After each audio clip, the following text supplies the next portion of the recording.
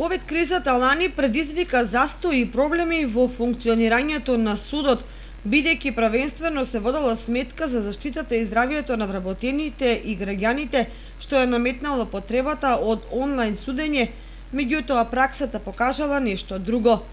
Од тука дигитализацијата и онлайн судењето се проекти кои не зависат само од основниот суд, туку се во спрега со актуелните текови во државата, вели претседателката Сузана Милевска.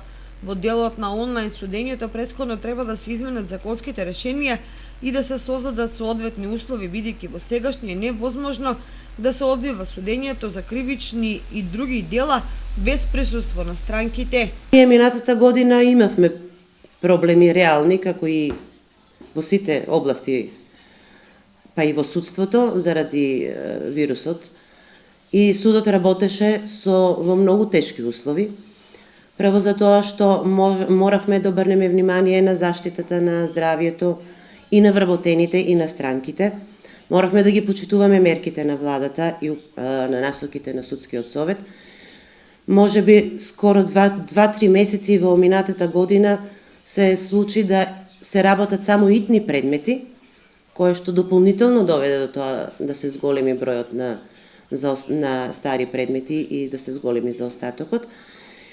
Размислувавме околу тоа да се започне да се направи обид во некои постапки барем да се проба онлайн судење, меѓутоа наидовме на законски пречки. Значи законите кај нас и законот за кривична постапка и законот за парнична постапка предвидуваат, регулираат постапка во која присуството на странките е задолжително на рочиштата.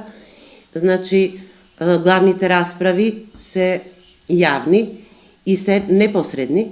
Значи сите докази се изведуваат непосредно, така да додека не се направат некои законски измени во законите и за парничната постапка и за кривичната постапка, мислам дека е невозможно да се спроведат онлайн судења. Особено во кривичната постапка. Во граѓанските постапки може и да се направи некој обид, заради тоа што вообичаено таму се работи за странки кои имаат интерес и да се вклучат на рочиштето и да се заврши постапката, додека во кривичната постапка најчесто обвинетите избегнуваат да се јавуваат на рочишта. Има проблеми за тоа што се недостапни, сите странки немаат можност да се вклучат онлайн и мислам дека тоа во догледно време многу тешко ќе се оствари. И процесот на дигитализација не може да се гледа издвоено од тоа што се презема во рамките на судството во државата, што значи дека основниот суд во Кочани ја дели судбината на останатите судови во процесите на модернизација.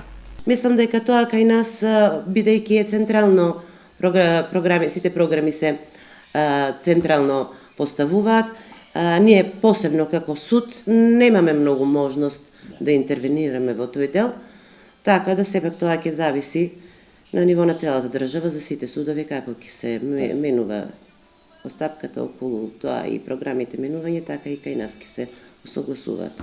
Иако примената на техничко-технолошките достигнувања во судска пракса и работа може да предонесат за поефикасно и поквалитетно судство, сепак процесите бараат време и создавање предуслови кои пак зависат од соодветното екипирање со судскиот кадар како примарен приоритет.